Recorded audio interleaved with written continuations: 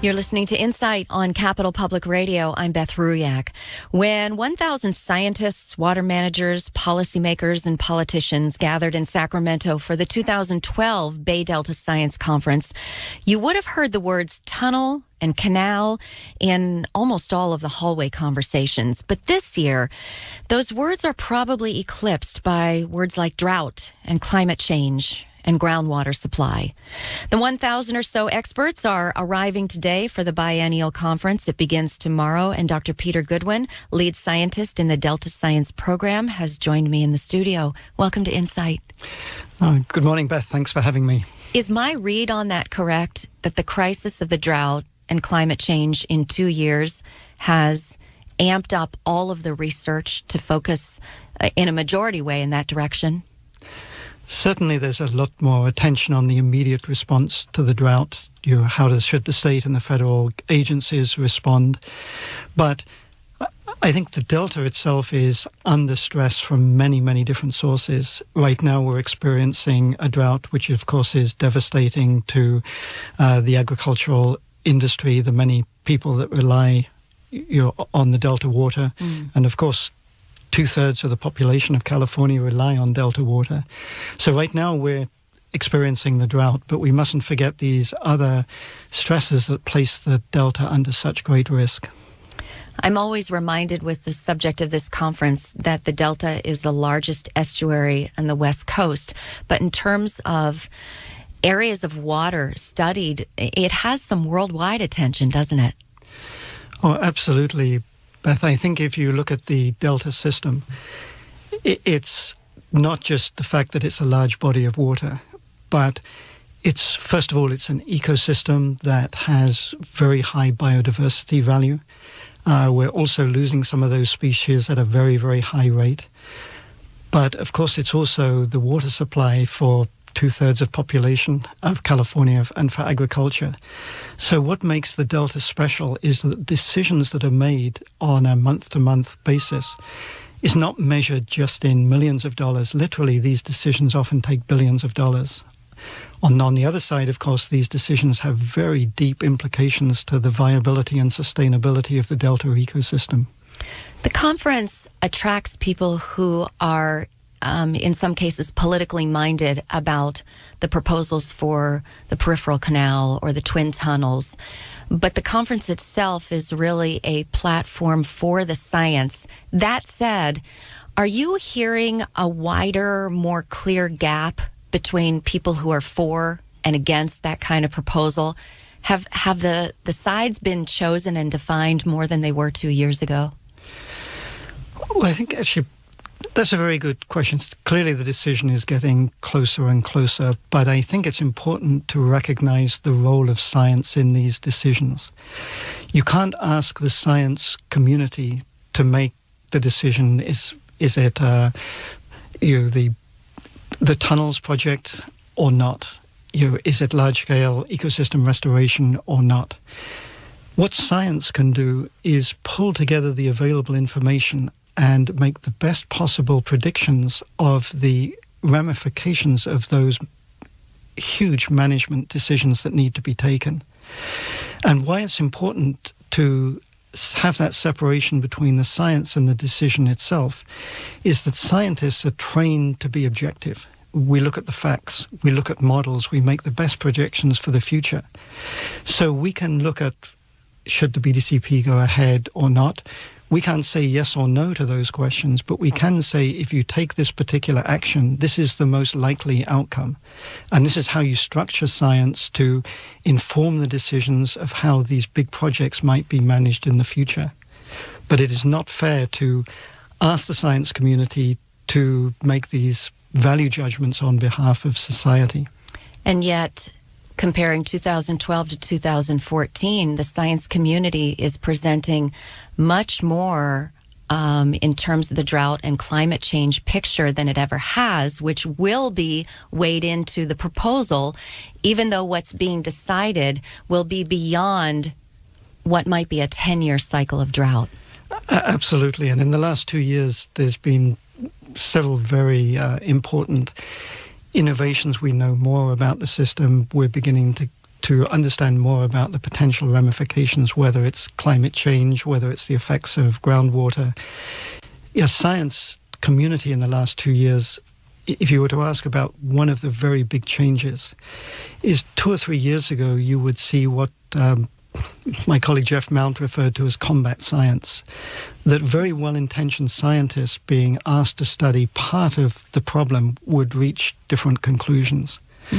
One of the things that's happened over the last 2 years has been an effort by the federal government and the state government to build a community of science so that you get the scientists together through processes to understand, explore, test these hypotheses, to try and have a much clearer understanding of what the science is telling the people of California, so then the decision makers can act on that common body of knowledge. So the conclusions have more consensus. Absolutely. And the direction becomes... On the scientific side, On yes. the scientific side. You're listening to Dr. Peter Goodwin. He is the lead scientist in the BayDelta Science Conference, which begins tomorrow. It continues through Thursday. It's important for people to know that this is open to the public. And even if you're just hearing this conversation at this moment and decide you want to jump in and hear some of the speakers or attend the workshops, that's possible, isn't it? Oh, absolutely. And what's special about this conference is around the U.S., the Everglades, the Great Lakes, there are many science conferences. But what's very specific about this conference, it's the one place where scientists from whichever agency, whichever environmental group can get together. But they get together alongside managers. There'll probably be some folks you're working in the state legislature, people working for nonprofits. It's the one place where people can get together and truly interact, ask questions, and exchange ideas without it having to be incredibly contentious. It's all about the science and what the science might mean. You mentioned that shift from what you called combat science to more consensus gathering, and actually the theme of this conference, I think, is making connections, which represents that coming together. But your presentation in particular is titled 6 Things the Delta Science Community Has Learned in the Past 2 Years. Will you give me a few more that are on your list?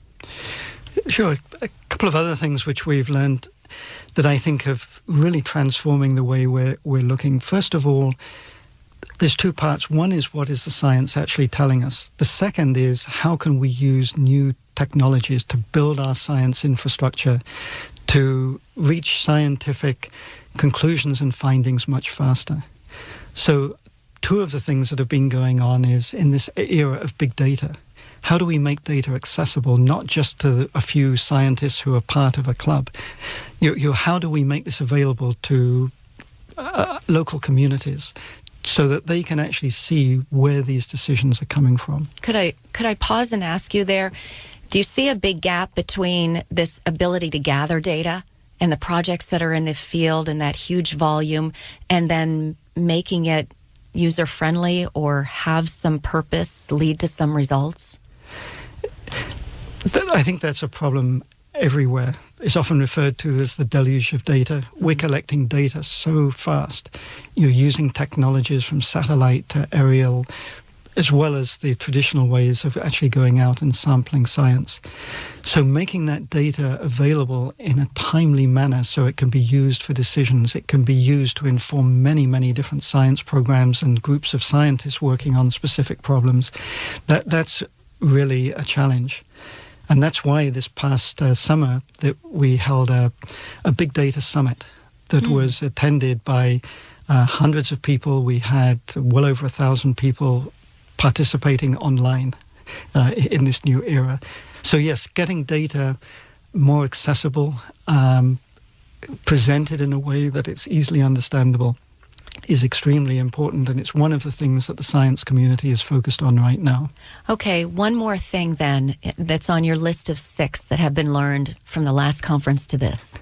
Okay, if I were to pick out one of my favorites, there's a team of scientists led by Robin Grossinger and others who have conducted a couple of years ago, probably when you did the same interview 2 years ago, on the historical ecology of the Delta. And that report and work had just been published about that time.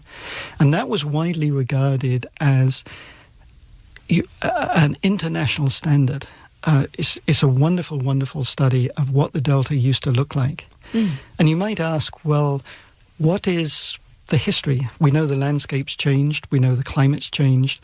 Why are you interested in what may have been there in the past? And so during the past couple of years, Dr. Grossinger and his team, that's included a broad range of scientists, have started to look at that historical study and think about how did those various parts of the landscape fit together in order to create a viable and very successful ecosystem. That knowledge will be very important to guiding as we move ahead in the Delta and we start looking at how we can restore and create a sustainable ecosystem. That knowledge about what used to be in the past tells us what connections do we need to build into the landscape as we move ahead in the future decades to create a more sustainable ecosystem. All right. Well, Dr. Goodwin, thank you so much for this conversation. And if I can ask you to leave us with one word that you would choose to define this point in time in where we are with the Delta knowledge and this edge that we stand on in terms of making decisions for the future, what's your one word for us to pay attention to? Well, if I can use an adjective too, I would say collaborative innovation. So we're really moving ahead. We're accelerating the rate at which knowledge is being discovered to help inform future actions on the Delta. Thank you so much for joining us. Well, thank you for your time. We'll post a link with more information about the conference and a way, if you'd like to get involved or attend, that you can register. That was Dr. Peter Goodwin, and again, it was the 2014 BayDelta Science Conference we were speaking about. You're listening to Insight on Capital Public Radio.